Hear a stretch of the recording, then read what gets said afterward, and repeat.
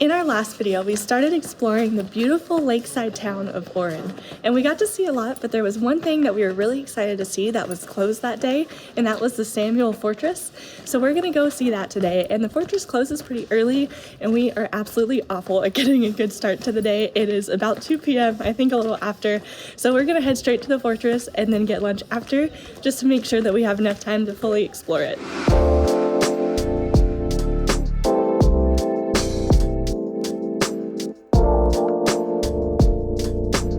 If you've seen any of our other videos over the last month, there's probably about a 50-50 chance that we went to a fortress in that video, and I'm surprised we're not fortressed out yet, but every single one we've been to has been so different and cool, and we just can't stop going to see them.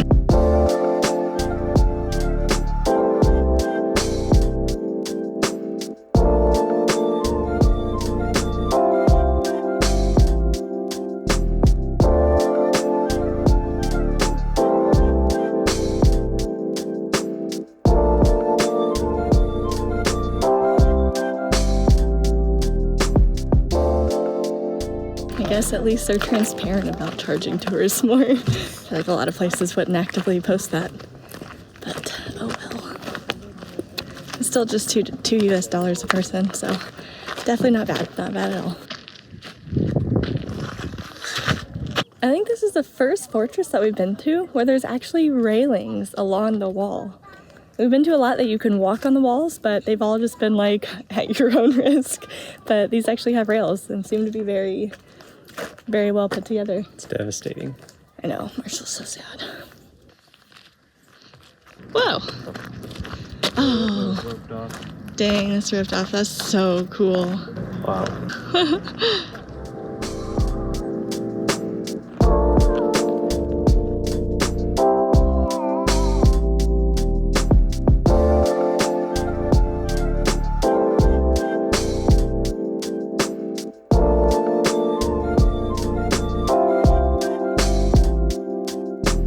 Over the years, this fortress and Ohrid as a whole has been controlled by a lot of different places. It's changed hands many times. So it's been ruled by like the Byzantines, Slavs, Ottoman Empire. And what's really cool is all throughout you'll see different artifacts from those different periods. Like one of the churches we saw yesterday was some Byzantine architecture, and right next to it were Ottoman houses. So it's just really fascinating that you can just actually see all the periods that this region went through.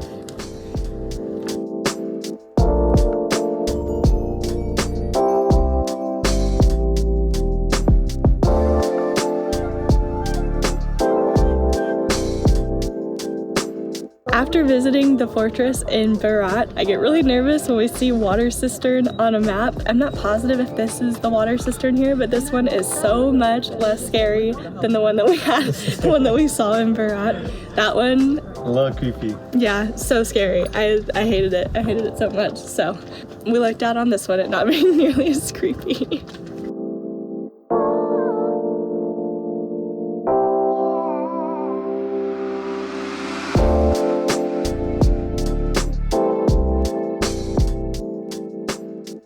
We mentioned it, but this fortress that we're at is called the Samuel Fortress, and it's actually named after the ruler of the Bulgarian kingdom during the 11th century. The fortress changed hands a few times before that, and it's actually thought to have been built on top of another fortress that existed and was built in the 4th century. Seriously, being able to walk down even steps in along paths with rails has felt so strange, because every other fortress we've been to has been so sketchy to walk around in because you're just walking on the fortress. Nothing to guide you, nothing to hold you from falling, so this has been nice. Now that we got to see that, we're gonna head back towards town and get lunch at almost 4 p.m.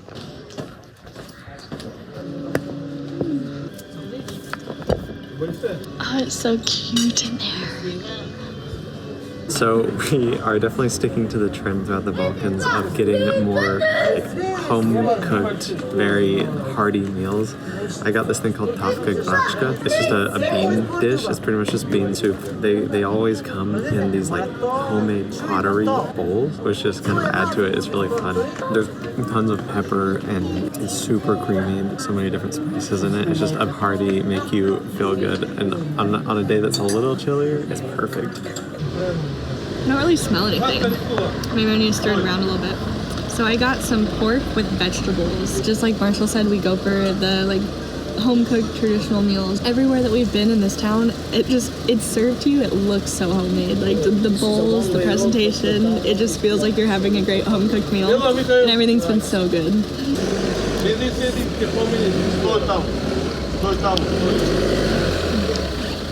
I think our two meals pair really well together here because yours just seems like a side to mine. Like together we have a complete meal. Because mine's, yeah, there's just so much meat.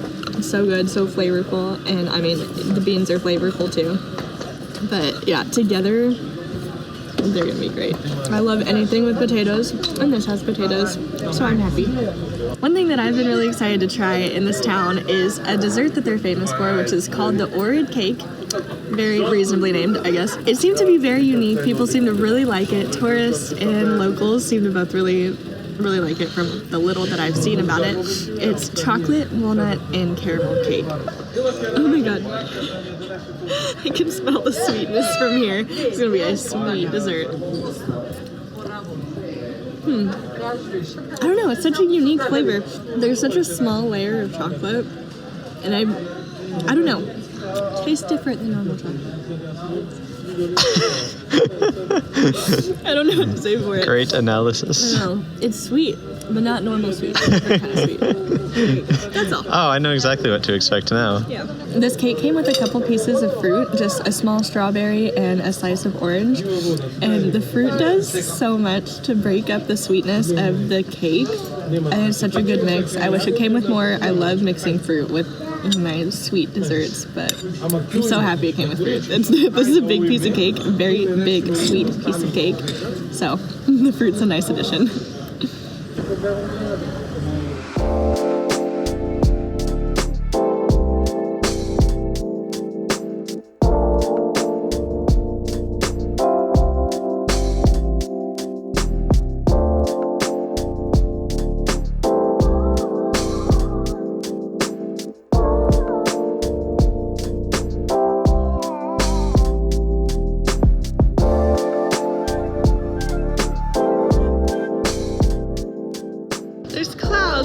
There's no clouds in the sky, except for where the sunset is. Except for exactly where the sunset is. This town has a really, really cool boardwalk. It feels like it's on the coast, like it's on a lake, and the lake is huge, but this boardwalk really just feels like you're on the ocean. There's also a really nice pier on the boardwalk, so we're walking out here to see the sunset, but also this is like one of the deepest lakes in Europe, and even this far out, it's like maybe 2 feet deep. So I'm really curious how much of it is actually super deep because it's huge. I think it gets deeper than this. We've hit the point in the day where Marshall's bad jokes are really coming out. Sun looks so orange. Oh, all the birds.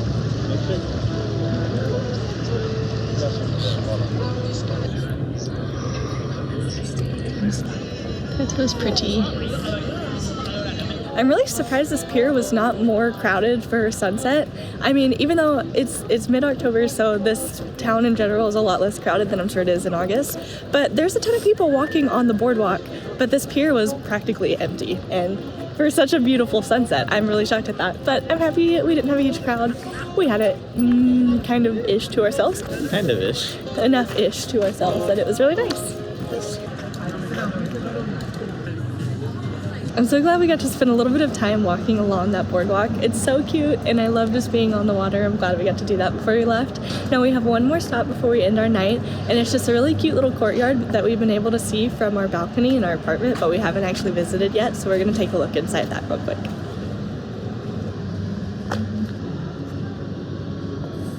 And our balcony of our apartment is, where's my finger? Oh geez, it's right there. We've had a pretty great apartment for this trip. Well, I hope you enjoyed seeing yet another fortress with us. Thank you so much for watching. Many more fortresses to come.